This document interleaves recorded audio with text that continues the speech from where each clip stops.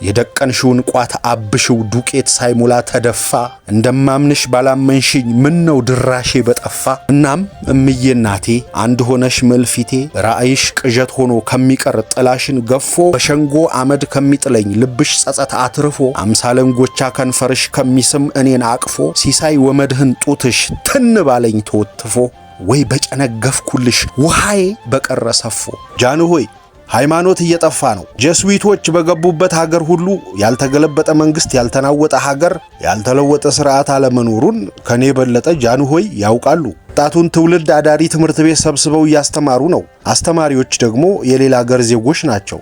የራሳቸውን ታሪክ እምነትና ባህል ከሚናገሩት በቀር የራሱን ታሪክ የሚያስተምረው የለም። እነዚህ ነገ ሲወጡ ጉድጓድ ውስጥ ያደገ የውሻ ግልገል መሆናቸው ነው። አንዳች ክፉ ነገር ቢመጣ እንኳ ደሞን የሚያፍስሎ ውሃ የሚረጭሎ አያገኙ። ጃንሆይ ተጨማሪ ጥያቄዎች ነበሯቸው። ከየት ነው የመጣኸው ሲሉ ጠየቁት። ከጎጃም ክፍለ ሀገር ከሚገኘው ከታላቁ ዲማ ጊዮርጊስ ነው በማለት መለሰ። የዓይንህን ብርሃን ባታጣ ኖሮ ምን ለመሆን ትመኝ ነበር ሲሉት ምኞቴ ምናልባት ወታደር መሆን ነበር ሲል መለሰላቸው። እንኳን ዓይንህ ጠፋ አሉ ጃንሆይ።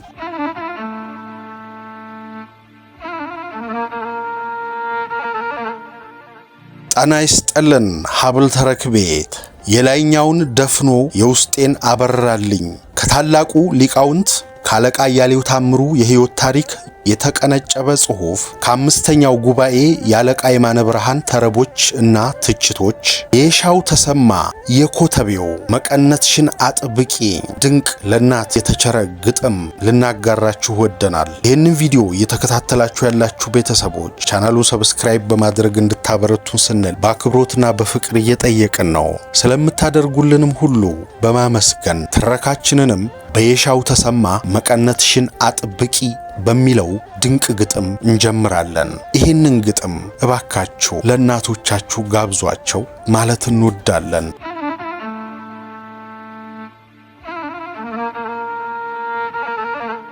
መቀነትሽን አጥብቂ የዕድሜሽን ተውሳክ ተቀጥላ በማህጠንሽ ስትቋጥሪ ያበሳሽን ቀነ ገደብ ስትቀንሺ ስትደምሪ በትኩስ በበራዱ ቃር ማቅለሽለሽ ስትጀምሪ ዶሮ መረቁ ቢያርብሽ ወጡ በቅመም ባይጥም ቅሪት ያምራታል ተብሎልሽ ለደንታሽ ደንታ ባይሰጥም ፍሪዳ ባይጣልልሽ እድል ባይጥፍሽ ለቅልጥም አቅበጥብጦ ሲያስፋሽክሽ ሲያስመልስሽ የበላሽው ቃሪያ ጎመኑ ውል ሲልሽ ያኔ ነበር የጀመርሽው። ከባጥ በላይ ጽኑ ፍዳ በልጅ ስቃይሽን መቁጠር በኪነ ጥበቡ ትንግርት ቅጥያሽ ሆኜ ስፈጠር በመዓልት ሌሊት ተራክቦ ሲኳኳል የአዋርሃ ቀመር ቀናትን ሳምንት ውጧቸው ሳምንታትን 9 ወር በወረሃ ማዕዶት ሽሽግ ለዓመት 3 ወር ሲቀር እንደ ልሳኑ ስያሜ ቅሪት ነበርሽ ቀደም ሲል ነፍስ ስዘራ ስጠራቀም ከጽንሰት ተብዬ ሽል ከደምሽ ደም እየሞላሁ እድገቴን ባንቺው ሳሻሽል በዚያ የሸክም ወራት ሲያበራይሽ የልብ ጋር ነፍስሽ ህቅታን ስትቃዥ ተሰርታ በሞት አውታር ለቅጽበት እፎይ አጥተሽ ሲያባዝትሽ ሰቀቀኑ በብጻዓት እየማለድሽ በምልጃ በጧፍ በጣኑ ነገ የሰማይ ያህል እየመጠቀቀኑ ቁም ስቅልሽን እያሳየሁ ነፍሰ ጡር ሆነሽ ተጦሬ ባፍንጫሽ ያቃተትኩ ልክ 9 ወር ቆጥሬ በመጣሁ ቀረሁ ህማማት የቀናት ለጠፋ ደምሬ ያራስ ቤት ወግ ላሳይሽ ሰበቃ ለምስልሽ ፍሬ ደሜን ከደምሽ በመድፈቅ አጥንቴን ካጥንትሽ አጋጥሜ የምጥ ማርያምን ሲማልድ ምጥሽን ሲያምጥ አዳሜ አስደግድጌው እንደ ጃን ወንድ ሴቱን አስቁሜ ኮኮቤ ሲቃናልኝ ፍካሬው ሲያምር ህልሜ በሽርቱሃ በስራት መርዶ ተሸጋገርኩ ለሌላ ዕድሜ የጣረሞት ምስል ጉሙ ሲገፈፍ ጥቁር ጨለማ ያራስ ጥሪ ወጉ አይቀርም ልብሽ ሐሴት ሲያሰማ የደም ካሳ በልቶ ላይ ጠግ አካል አካልሽ ደማ ተቀጥላ ላበቀልሽ ጥሪት ሀብትሽን የሚሻማ አንባረቅሻሉ በልልታ ገመገም ዙሮ እስኪሰማ አንቺማ ምን ታደርጊው የወረስሽው ነው ከናትሽ በጅማትሽ ድር ተደርቶ የተማገበ ሕይወትሽ እንደ ተወጠርሽ ቃተሽ ተርገብግበሽ መሞትሽ ግትሽን ብገጠግጠው ወሸሽ ተመጦ እስኪደማ ጆሮሽ መዝሙሬን እንጂ ማንቋረሬን እንዳልሰማ ፍዳን እንደ በረከት መታረዝን እንደ ሸማ ችጋርን እንደ ሲሳይ ጥምን እንዳልተጠማ አሜን ይሁን እንድትዩ ልብሽ እንዳያቅማማ ታቻቺው ዘንድ ችሮሻል በረበበብሽ ግርማ ደሞ እኮ ከጽንስ እስከ ህርስ ቀን መልክ ያጣው ስቃይሽ አንሶ ከዳዴ እስከ ድክ በደግሞ ባናት ተመልሶ ከጉንፍሽ እስከ ጀርባሽ አካሌ አካልሽን ዳሶ ጽዱ ገላሽ ሲበሸቅጥ በምናምን የርሶ ስቄ ስጫወት ፈክተሽ ሳለቅስ ሆድሽ ተላውሶ ስንፎለፎል ተፍነክንከሽ ሲከፋኝ አንጀትሽ ጨሶ አጸፋን መመለስ እንጂ እንደ ቅጥን ብሬጣጣ ሆድሽ ከሁዳዱ ሰፍቶ ብሶት የማይቆጣ የንባብ ትርጓሜው ሰምና ወርቅ ሚስጥሩ ጠፋኝ ጨርሶ የማልሽው ኪዳን ምንድነው በእናትነትሽ ደርሶ ይመጥኑሻል ቃላቱ ብልሽ እምዬ እናቴ የመልኬ ምስል መቅረጫ ራሴን ማያ መስታወቴ ሳትበዩ ከምትከፊው ከ9 ወር ሸክም እዳሽ ከጭንቅ አጥቢያ እስከ ማግስት ከምጥ ዋይታ ምሬት ፍዳሽ ስጋሽ አልቆ ጥላሽ ቀርቶ ደስታዬ ያረካ ትኩሳቴ ሲጎዳሽ ገላሽን ችፌ በጣጥሶት እከክ አንፍሮት ቆዳሽ ፊትሽ መጋፊያ መስሎ አንድ ቀን እንኳ ሳይጸዳሽ ሌሊት ቁንጫ ግጦሽ መዓልት በቅማል ተልተሽ በጥም አጎዳ ከስለሽ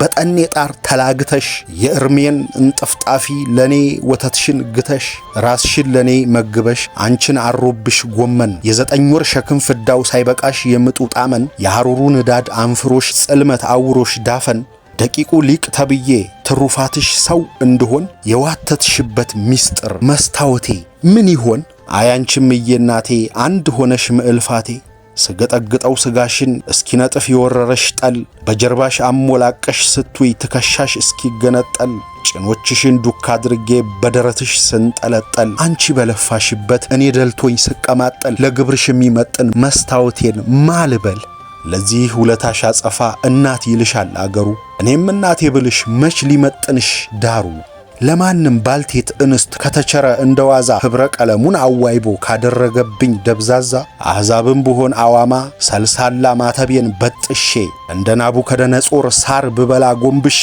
እናት ብያል ጠራሽም ከሌሎች ጋር ደምስሼ አንቺነትሽ ምጥቅ ነው እናት ከመባል ይልቃል የግብርሽ ስንክሳር ዚቁ በስያሜ መቼ ያልቃል ግና ታዲያ መስታወቴ ምናብሽን ፍቅር ቸፍችፎት ንቁ አምሮሽ ዶለደመ ነገን መተንበይ ተስኖት ግምት በውስጥሽ ጨለመ ያበው ተረት አልሰማሽም የያቀበሉን ሊቀባበሉ የዛሬ ልጆች ሰልጥነው ምሳሌ ይሉታል አሉ ስለ እናትና ልጅ ፍቅር አብጠልጥለው ሲተርቱ ለኔ ያስመስለው ፈርደው አንቺን ለይስሙላ ረቱ የእናትና ልጅ ፍቅር እንደ ጀማ ውሃ ሁሉ ከታች ወደ ላይ አይፈስም ከላይ ወደ ታች እንጃሉ ሲያጎርፍም ሆነ ሲጎድል ከላይ አያቋርጥም ከታች ያለው ግን ተቀብሎ ያጸፋ መልስም አይሰጥም ሲያፈስ ይኖራል እስከ ህልፈት የላይ ከበላይ ተቀብሎ የላይኛው ሞልቶ ተርፎት የታች አያውቅም ጎሎ ያለ የሌለው አሟጦ የላይ ለበታች ይሰጣል የታችኛው ጉግማንጉግ ግን ተቀብሎ ያሰምጣል ከላይ ነውና አድራሻሽ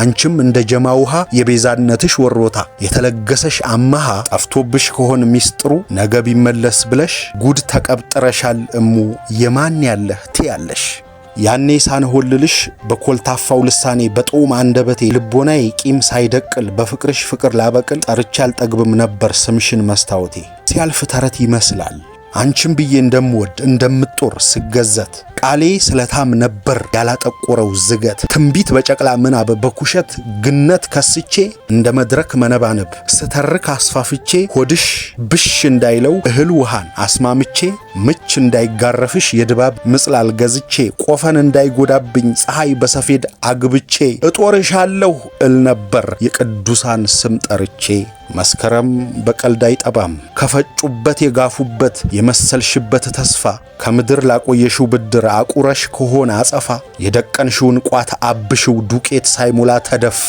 እንደማምንሽ ባላመንሽኝ ምን ነው ድራሼ በጠፋ የፍቅርሽ ማጥንት ያጠነው የልቤ ጻዳው ቀፎ ያዳም ሔዋን ግብር ሆነና ያለ ቦታው ተሸክፎ በአካል ዘማካሉ ላይ የናርዶስ ሽቶ አርከፍክፎ እማኝ ውል ሰሚ ጠርቶ የገባልሽን ቃል ገድፎ ለባዕድ ጽጌ ሆኗል ከሔዋን ስር ተወትፎ ሰው አፈር ነው ታጥቦ አይጠራም ከክፋት ድቤ ተደባልቆ ከትስብህት ባህሪዬ ይልቅ ያውሬነቴ ባህሪ ልቆ እጅሽ ሲያጥራይቼ ውስጤ በንዋይ ቀልጦ እንደ ሸንኮራ መጥጬ ተንገፈገፍኩሽ እንደፌጦ እናም እምዬ እናቴ አንድ ሆነሽ መልፊቴ ያነጣጠርሽው ስቶ ያቀባበልሽው ከሽፎ ራእይሽ ቅዠት ሆኖ ከሚቀር ጥላሽን ገፎ በሸንጎ አመድ ከሚጥለኝ ልብሽ ጸጸት አትርፎ አምሳለንጎቻ ከንፈርሽ ከሚስም እኔን አቅፎ ሲሳይ ወመድህን ጡትሽ ትን ባለኝ ተወትፎ ወይ በጨነገፍኩልሽ ውሃዬ በቀረ ሰፎ ለሰሚው ግራ ነገር ወይ አይበላ ጥሞ ወይ አይደፋ ጸይፎ ግራ ጋብቼሽ ከምቀር እጅ እንዳለ ገንፎ ወስላታው ልቤ በነደለ በማጉረጥረጥ ተቦትርፎ አንቺም ምርኩዝሽን ባመንሽ ይራዳሽ ነበር ደግፎ ለነገሩማ እምዬ አንቺው ባንቺው ስትፈርጂ የቁም ስቅልሽን ያየሹ መቼም ፈርዶብሽ እንጂ እኔ በእድሜ ድርብ ሳሻቅብ አንቺ ቁልቁል ስትወርጂ በአራት እግርሽ ስትቆሚ በሶስት እግርሽ ስትሄጂ ለጉሮሮሽ ደጅ ስጠኝ ለህል ውሃ ስትማልጂ የዶሮ ሙቀት ሲያተኩስሽ በነፋስ ሽውታ ስትበርጂ የቅድሙን አሁን ረስተሽ ወግ ደርሶሽ ስትጃጂ እድሜ ግዳይ ሲጥልሽ እንድጦርሽ ነው ስታረጂ ድንገት እንድህ የሆንሽው ንቁ አእምሮሽ ሲነሆልል ንስር አይኖችሽ ሲጨልሙ ከራራው ጅማትሽ ሲረግብ እጅ እግሮችሽ ሲካከሙ እንዳቀፍሽኝ አስተኝቼ እንዳጠባሽኝ መግቤ ጦሬ እንድቀብርሽ ይሆን እንዲራራልሽ ልቤ እምዬ ጠግቦ ባደረም ይሆን ወይ ተርቦ በዋለ አልጋ በተለወጠ ወይ ዘመን ባጋደለ ተበልጦ ልጁን ዘንግቶ ሆድሽ ለሆዱ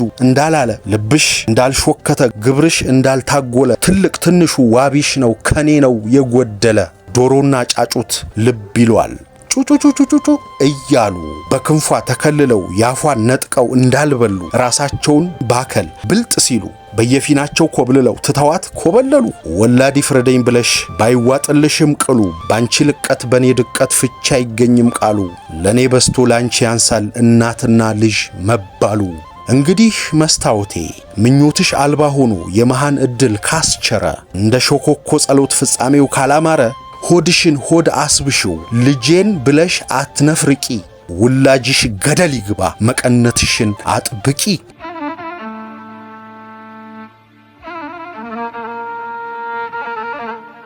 ሚስዮኖችና የቀዳማዊ ኃይለ ሥላሴ ዩኒቨርሲቲ ምንና ምን ነበሩ ከአለቃ አያሌው ታምሩ ታሪክ የተቀነጨበ የላይኛውን አይኔን ወስዶ የውስጡን አበራልኝ የሚሉት አለቃ አያሌው በኢትዮጵያ ኦርቶዶክስ ተዋሕዶ ቤተክርስቲያን በሊቅነታቸው ከሚታወቁት ሊቃውንት አንዱና ግንባር ቀደሙ መሆናቸው እሙን ነው። የኚህን ታላቅ ሊቅ የህይወት ታሪክ ልጃቸው ስምረት አያሌው አዘጋጅታ አሳትመዋለች። ከዚህ መጽሐፍ ውስጥም በዘመናዊ የከፍተኛ ትምህርት አጀማመር ውስጥ የሚስዮኖች ተጽዕኖ ምን ይመስል እንደነበር ያሳያል ያልኩትን ቀንጭቤ እዚህ አቅርቤያለሁ። አባቴ በግርማዊነታቸው ፊት ከተቀኘ በኋላ ቀንና ሌሊት እረፍት የነሳውን የዘመኑን ወጣት ኢትዮጵያዊ ሁኔታ አስመልክቶ የሚከተለውን አቤቱታ ለጃንሆይ አሰማ። ጃንሆይ ሃይማኖት እየጠፋ ነው። ጀስዊቶች በገቡበት ሀገር ሁሉ ያልተገለበጠ መንግስት፣ ያልተናወጠ ሀገር፣ ያልተለወጠ ስርዓት አለመኖሩን ከኔ በለጠ ጃንሆይ ያውቃሉ። ሁሉ እየተነሳ ኃይለ ሥላሴ ይሙት እያለ የአባቱ ማሳረፊያ ቢያደርጎ ምንም የሚጠቅም ነገር የለው። ወጣቱን ትውልድ አዳሪ ትምህርት ቤት ሰብስበው እያስተማሩ ነው። አስተማሪዎች ደግሞ የሌላ ሀገር ዜጎች ናቸው። የራሳቸውን ታሪክ እምነትና ባህል ከሚናገሩት በቀር የራሱን ታሪክ የሚያስተምረው የለም። እነዚህ ነገ ሲወጡ ጉድጓድ ውስጥ ያደገ የውሻ ግልገል መሆናቸው ነው። አንዳች ክፉ ነገር ቢመጣ እንኳ ደሞን የሚያፍስሎ ውሃ የሚረጭሎ አያገኙም በማለት ስለ ጊዜው ሁኔታ የነበረውን ስጋትና ወደፊት ሊመጣ ይችላል ብሎ ልቦ የሰጋበትን ተናግሯል። ይህን ንግግር ያደረገው ስራዬ ብሎ በዓላማ ደረጃ ከያዛቸው የማስተማሪያ መንገዶቹ አንዱ ባለስልጣናትን በጊዜው ስለነበረው ሁኔታ መምከርና ማንቃት ተገቢ ነው ብሎ ያምን ስለነበር ነው። ይህን ሲያደርግ ደግሞ ከነሱም ሆነ ከሌላው የኔ ዕውቀት ይበልጣል በማለት ሳይሆን ከእግዚአብሔር በተሰጠው መንፈሳዊ ጸጋ የተነሳ ሌላው ሰው ከርቀት የማያየውን ነገር እሱ በአይነ ትንቢት የመገንዘብ ስጦታ ስለነበረው ጭምር ነው። በዚህ ዕለት አባቴ ያደረገው ንግግር ብዙዎች ከድፍረት ቢቆጥሩትም ንጉሠ ነገሥቱ ግን ችላ ብለው አላለፉትም። ይልቁንም ምን እንዲያደርጉለት እንደሚፈልግ ጠየቁት። እሱም እንዲህ አለ። የዓለምን መጽሐፍት ለመመርመር የምችልበት ዕውቀት የማገኝበት እኔም በአቅሜ ከሀገሬ ዕውቀት የተማርኩበትን ትምህርት ለዘመኑ ወጣቶች የማካፍልበት የመማር የማስተማር ዕድል እንዲሰጡኝ ነው በማለት መለሰላቸው። ጃንሆይ ተጨማሪ ጥያቄዎች ነበሯቸው። ከየት ነው የመጣኸው ሲሉ ጠየቁት። ከጎጃም ክፍለ ሀገር ከሚገኘው ከታላቁ ዲማ ጊዮርጊስ ነው በማለት መለሰ። የዓይንህን ብርሃን ባታጣ ኖሮ ምን ለመሆን ትመኝ ነበር ሲሉት ምኞቴ ምናልባት ወታደር መሆን ነበር ሲል መለሰላቸው። እንኳን ዓይንህ ጠፋ አሉ ጃንሆይ። እንዲህ ባይሆን ጠንክረህ አትማርም ነበር። ደግሞ ወታደርነቱም አልቀረብህም፣ የክርስቶስ ወታደር ነህ፣ አይዞህ በርታ ብለው ወደ ማስተማሩ ሥራ እንዲያተኩር መከሩት። በማስከተልም በቀዳማዊ ኃይለ ሥላሴ ዩኒቨርሲቲ ኮሌጅ መንፈሳዊ ትምህርት እንዲያስተምር መፍቀዳቸውን ገለጡለት። እዚያው አጠገባቸው የነበሩትን አቶ ከበደ ሚካኤልንም ጉዳዩን እንዲያስፈጽሙ አዘዟቸው። በዚሁ መሰረት በዩኒቨርሲቲው ያስተማረ በወር 125 ብር እንዲከፈለው የተፈቀደ መሆኑን የሚገልጥ ደብዳቤ ለትምህርት ሚኒስቴር ሂሳብ ክፍል ተጻፈለት። በርከት ባሉ ዘመናዊና መንፈሳዊ ምሁራን የተከበቡት ንጉሠ ነገሥት የቅኔ መምህር በአገሪቱ የመጨረሻ ከፍተኛ ደረጃ ላይ ይገኝ በነበረው የትምህርት ተቋም ውስጥ እንዲያስተምር ሲፈቅዱ ሁኔታው ካስደሰታቸው ይልቅ ያስከፋቸው ይበልጡ ነበር። ከተከፉት መሃል አንደኛውና ግንባር ቀደሙ የዩኒቨርሲቲው ዲን ካናዳዊ የጆይስት ሚስዮን ቄስ ዶክተር ማት ነበሩ። ዩኒቨርሲቲው ሲቋቋም አመራሩን የተረከቡት ቄስ ሉቺያ ማት ሲሆኑ በሳቸው ይመራ የነበረው የጀስዊትስ ቡድን የቀዳማዊ ኃይለ ሥላሴን ዩኒቨርሲቲ ኮሌጅን ለመምራት ከመመረጣቸው አስቀድሞ በዚያን ጊዜ ተፈሪ መኮንን እየተባለ ይጠራ የነበረውን ትምህርት ቤት በማስተዳደር ላይ ይገኙ ነበር። እነ ቄስ ማት ከዘመናት ህልምና ረጅም እቅድ በኋላ የኢትዮጵያ የወደፊት ተስፋ የሚሆን ወጣት ምሁራንን ለማብቀል የተዘጋጀውን ዩኒቨርሲቲ በብልሃት ተቆጣጠሩት። በዘመናዊ ትምህርት ሰበብ ያገኟቸውን ኢትዮጵያውያን ወጣቶች ወደ ስልጡን ኢትዮጵያዊነት ሳይሆን ወደ አበሻ ፈረንጅነት እየለወጡ ቀኑንና ሌሊት ያለ ረፍት ይሰሩ በነበረበት ወቅት የሀገሬን ወጣቶች ሃይማኖታቸውንና ታሪካቸውን እኔ ያስተምራለሁ የሚል ደፋር መሪ ጌታ ሲመጣባቸው በቀላሉ አላዩትም። በመሆኑም አባቴ በዩኒቨርሲቲ እንዲያስተምር ከግርማዊነታቸው የተሰጠውን ትዕዛዝ ለማስለወጥ በቤተ መንግስቱ አካባቢ ተሰሚነት በነበራቸው ኢትዮጵያውያን በኩል ሙከራ አደረጉ።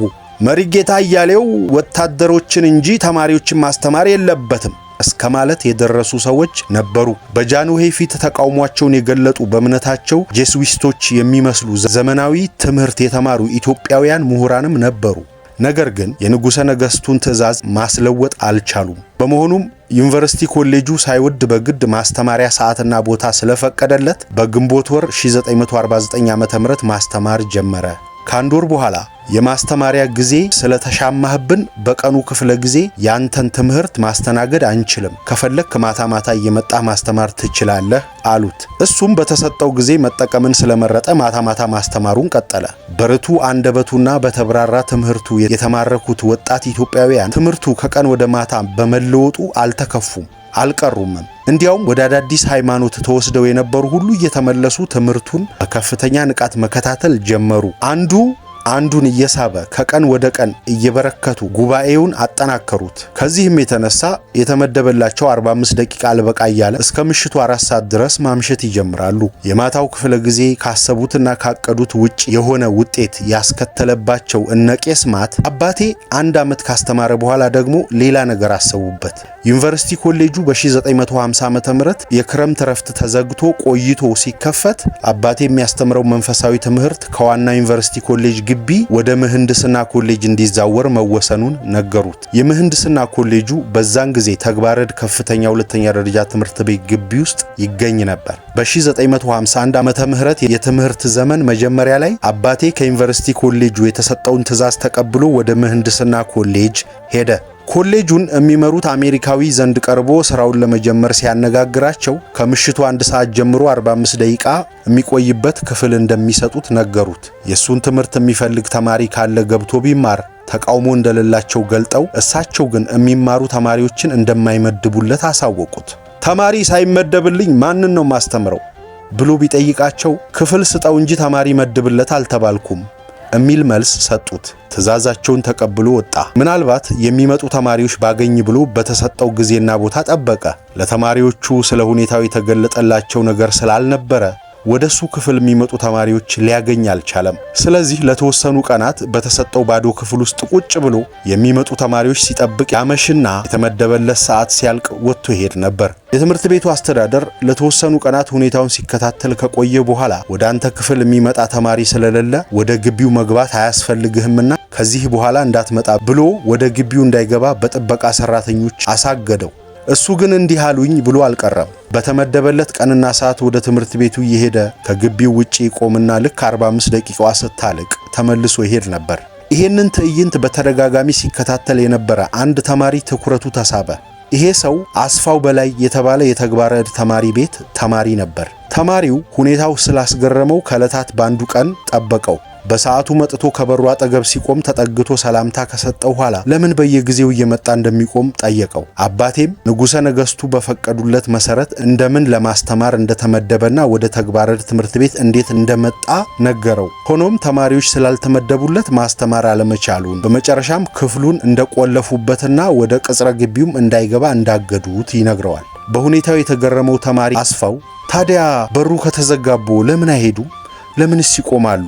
በማለት መልሶ ጠየቀው። አባቴም ጌታችን አምላካችን ኢየሱስ ክርስቶስ ለሐዋርያቱ ሂዱና አስተምሩ ሲላቸው ባይሰሟችሁ እንኳ የእግራችሁን አቧራ አራግፋችሁ ሂዱ ብሏቸው ነበር። እናም ጊዜዋ እስክታልፍ ጠብቄ የእግሬን አቧራ አራግፌ ለመሄድ ነው የቆምኩት ብሎ መለሰለት። የዚያን ጊዜው ተማሪ ያሁኑ አዛውንት አቶ አስፋው ከ50 ዓመት በኋላ ስለዛሽ ቀን ትዝታቸው በጻፉት ማስታወሻ ላይ አባቴ ይህን መልስ ሲሰጣቸው የተሰማቸውን እንደሚከተለው ገልጠውታል። ከሰጡኝ መልስ በመነሳት በሳል ዕውቀት እንዳላቸው በገምትም የተዋህዶ ሃይማኖት ርቱ አስተማሪ መሆናቸውን እርግጠኛ መሆን አልቻልኩም ነበር። ከተለያየም በኋላ እሳቸውን የሚያውቁ ተማሪዎች ስጠይቅ በኢትዮጵያ ኦርቶዶክስ ቤተክርስቲያን የሥነ መለኮት ሊቅ መሆናቸውን ነገሩኝ። ተማሪ አስፋው ስለ ሁኔታው ከተረዳ በኋላ ወደ ትምህርት ቤቱ ዳይሬክተር ዘንድ ቀርቦ የሌሎች ሃይማኖት ተከታዮች አስተማሪዎች እየገቡላቸው ይማራሉ፣ የእኛን ሃይማኖት እንዲያስተምሩ የተመደቡት መምህር ለምንድን ነው የተከለከሉት? እንደ ሌሎቹ ጓደኞቻችን እኛ ስለ ሃይማኖታችን ማወቅ ስለምንፈልግ መምህር ይመደብልን በማለት ጥያቄ አቀረበ። በዚህ ጥያቄ ምክንያት አባቴ እየገባ እንዲያስተምር ተፈቀደለት። አባቴና እምነቱ የአለቃ አያሌው ታምሩ የሕይወት ታሪክ ከገጽ 90 እስከ 101 ካለው ታሪክ የተወሰደ።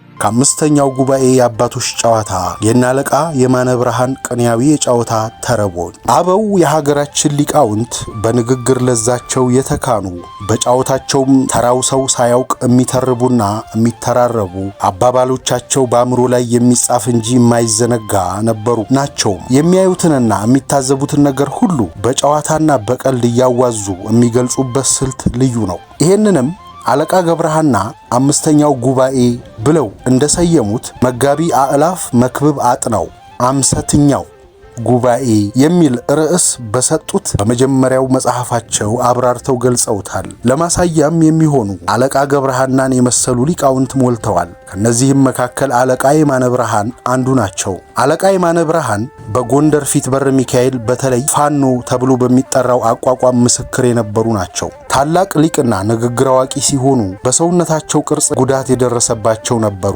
እግራቸው የተቆለመመች አንካሳ፣ ጀርባቸው ላይ ደግሞ ጉብር ያለባቸው ሆነው መዘዋወር የሚችሉት በበቅሎ ሲሆን ሰውም በመጫን ተሸክሞ ነበር ኮርቻ ላይ የሚያወጣቸውና የሚያወርዳቸው። እኒህ ሊቅ ከተተራረቧቸው ትንንሽ የቅኔ ትችቶች የተወሰኑትን እንመልከት። 1. እርስዎ በሰው ጫንቃ የሚኖሩት እስከ መቼ ነው ሲባሉ ከሳቸው በከፋ ሁኔታ አካለ ስንኩል ሆኖ በብርኩማ የሚሄድ የመሬት ወይም የርስት ተቀናቃኝ ነበራቸውና ከሱ ጋር ሙግት ገጥመው በነበረበት ወቅት በበቅሎ ተቀምጠው ወደ ፍርድ ቤት ሲሄዱ የርስት ተቀናቃኛቸውም ቀጠሮውን አክብሮ ለመገኘት በብርኩማ መሬት ለመሬት እየተሳበ ሲሄድ በኋላ ደረሱበትና አቶ መኮንን መሬት እንዳያስክ ቀረህ አይደል አሉት። አቶ መኮንንም ሲመልስ እኔ መሬት ቢይዝ እንደ አቅሜ ሰርቼ ነው ምበላ፣ እርሶ በሰው ጫንቃ የሚኖሩት እስከ መቼ ነው በማለት አሳፍሯቸዋል። 2. ገና ሻኛ ላወጣ ነው። ሌላ ጊዜ ደግሞ መምህር እጹብ የተባሉ የቅኔ መምህር እግራቸው ላይ ትንሽ እብጠት መታየት በመጀመሩ እጹብ በእውነት ጎንደር ላንተ ተስማምታለች፣ ወፍረህ ስንጥቅ ልትል ደረስክ እኮ ሲሏቸው መምህር እጹብም ምን ይሄ ብቻ ገና ሻኛ ላወጣ ነው አሏቸው። ባለቃ የማነ ጀርባ ላይ ያለውን ጉብር ለመንካት የተነገረ መሆኑ ነው። 3. እጀሰብ ይሆናል ሲሉ ሰምተን ራስ ቢትወደድ አንዳርጋቸው መሳይ የጎንደር ክፍለ ሀገር አስተዳዳሪ በነበሩ ጊዜ ያለቃ የማነ ብርሃን ተጓዳኝ ሆነው በፊት አውራሪነት ማዕረግ የሚጠሩ አንድ ሰው የአሽሙር ቃል ሲናገሩ ተሰምቶባቸው በቦክስ አስመትተዋቸው በመኖሪያ ቤታቸው ታመዋል ተብለው ተኝተው ነበር። ይህንን የሰሙት አለቃ የማነ ብርሃንም ሊጠይቋቸው ሄደው ፊት አውራሪ ምን ሆኑ ምን አገኘዎት ሲሏቸው የጨጓራ ህመም ተነስቶኝ ነው አሉ።